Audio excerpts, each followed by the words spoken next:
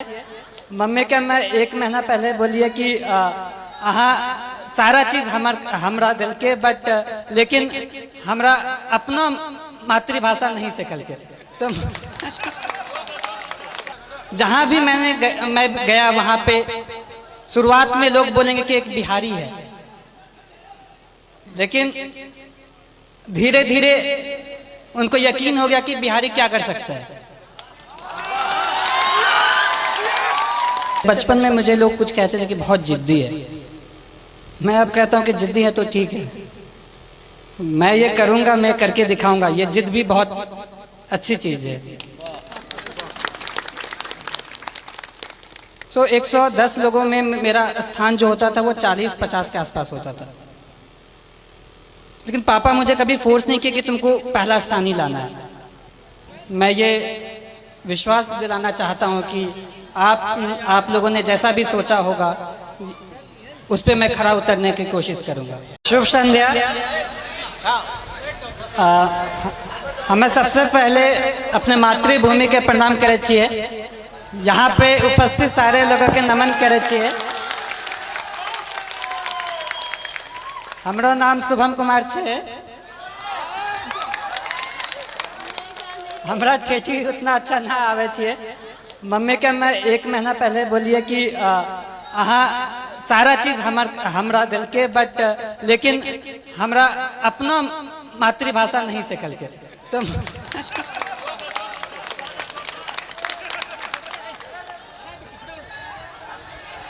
आप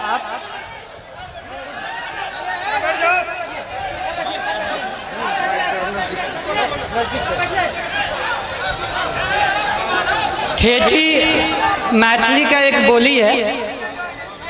आप अपने बच्चों को सारा लैंग्वेज सिखाइए। आप ठेठी भी सिखाइए, हिंदी भी सिखाइए और इंग्लिश भी सिखाइए। आप लोगों को लगता होगा कि मैं ऐसे ही बोल रहा हूँ, लेकिन मैंने जब अपनी ट्रेनिंग एकेडमी में सबसे पहले गया तो वहाँ पे सारे यूपीएससी क्रैक किए हुए बंदे थे। सारे वहाँ पे जो भी थे सब रैंकर थे, टॉपर्स थे। तो सारे लोगों ने पूछा कि शुभम तुम हिंदी क्यों बोलते हो, तुम्हारा मातृभाषा क्या है? तो हम बोले कि मातृभाषा ठेठी है, वो कभी सीखे ही नहीं। वहाँ पे सारे लोग बोले कि उनकी तो हिंदी तो दूसरी भाषा है। सारे लोगों का कुछ ना कुछ उनका खुद का भाषा होता है और वो उस पर गर्व करते हैं। तो मेरा ये कहना है कि आप अपने कल्चर को, अपने संस्कृति पे गर्व होना चाहिए। जहाँ भी मैं गया वहाँ पे शुरुआत में लोग बोलेंगे कि एक बिहारी है, लेकिन धीरे धीरे उनको यकीन हो गया कि बिहारी क्या कर सकता है।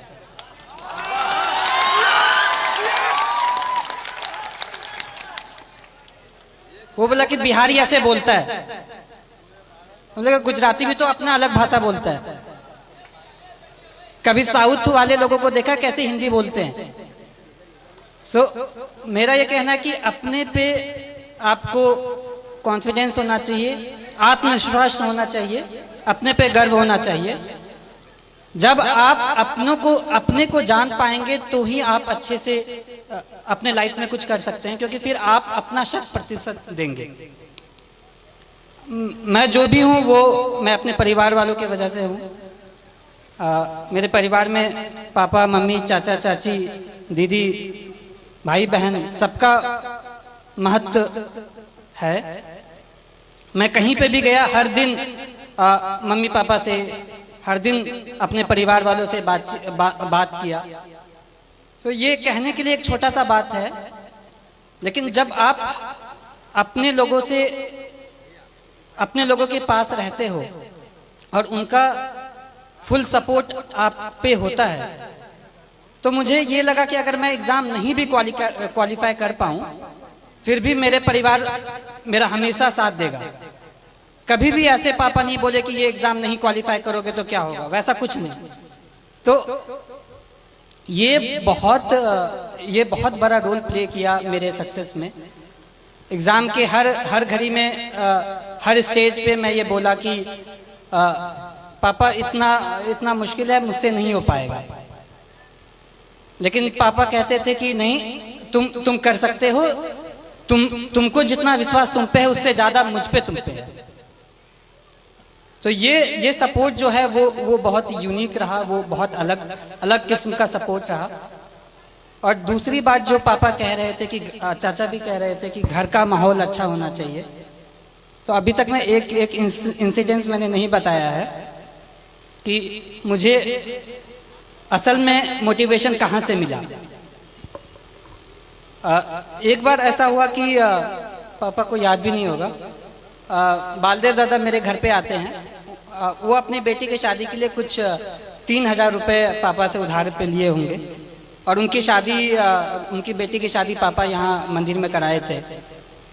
तो पापा ने ये नहीं कहा कि 3,000 रुपये मैं दे रहा हूँ, वो कहा कि नहीं आपको वापस करना है। फिर वो मेहनत किए और फिर वो 3,000 वापस जब दे रहे थे तो मैं भी देख रहा था। पापा ने सारा नोट काउंट किया 500 के नोट से,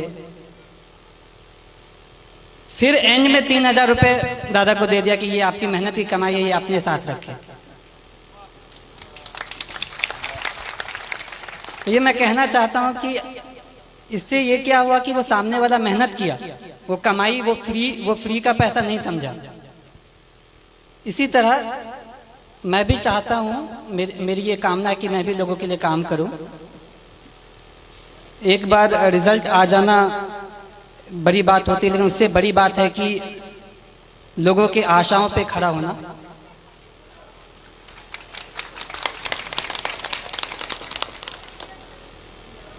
मैं भगवान से प्रार्थना करता हूँ कि मुझे इतनी शक्ति दे कि मैं हर लोगों की आशाओं पे खड़ा उतरूँ।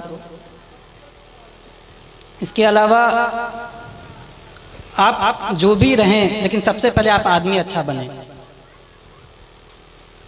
लोगों ने कहा कि तुम्हारा लक बहुत अच्छा है, एग्ज़ाम क्वालिफाई हो जाता है, अच्छे कर लेते हो, लेकिन मैं ये कहना चाहता हूँ कि आपका लक तभी साथ देगा जब आप खुद के लिए आप सही हो, आप दूसरों के लिए सही हो। आप दूसरों की मदद करें, आप पे भगवान मदद करेगा।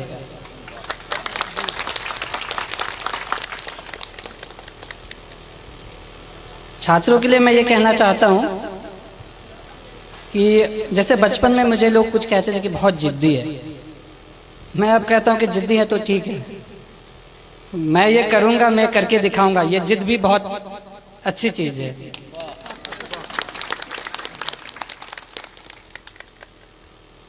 जिंदगी में उतार चढ़ाव हर किसी के जिंदगी में होता है, मेरे भी जिंदगी में रहा। जब विद्या विहार में क्लास 6 में गया तो 110 लोगों में मेरा स्थान जो होता था वो 40-50 के आसपास होता था, लेकिन पापा मुझे कभी फोर्स नहीं किया कि तुमको पहला स्थान ही लाना है। क्लास 6 में ऐसे ही रहा, 7 में भी क्लास 40 के आसपास ही रैंक रहता था।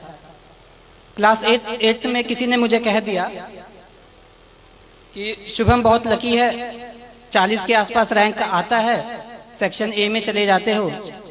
विद्याविहार में रूल था कि टॉप 40 वाले को सेक्शन ए में रखते थे। तो फिर मैं ये सोचा, मैंने प्रण लिया कि मैं ये करके दिखाऊंगा कि ये बस लक नहीं है, मैं मेहनत करूंगा। छात्रों को ये कहना चाहता हूँ कि जब आप प्रण लेते हैं, आपके पास एक प्रॉपर प्लान होता है, आप उसको इम्प्लीमेंट करिए और धीरे धीरे आप खुद का एक बेहतर सेल्फ बन के निकले। आपको ये हमेशा लगना चाहिए कि आज का जो मैं हूँ वो कल का जो मैं बनूंगा वो आज के मैं से बेहतर बनूंगा।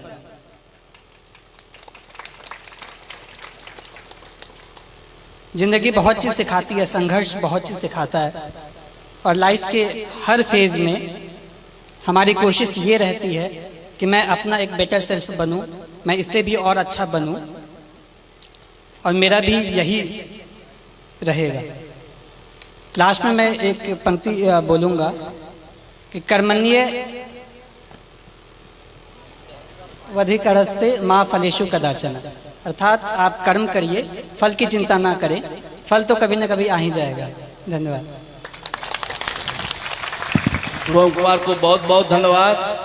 और को उसके जीवन की सबको, शुभकामना के लिए धन्यवाद हम कहना लोग चाहता हूँ कि आप लोग इतनी की तादाद में यहाँ आए। मुझे बहुत अच्छा लगा एंड इतने सारे लोग इतनी अच्छी बातें कही। मैं ये विश्वास दिलाना चाहता हूँ कि आप लोगों ने जैसा भी सोचा होगा उस पर मैं खरा उतरने की कोशिश करूँगा। धन्यवाद।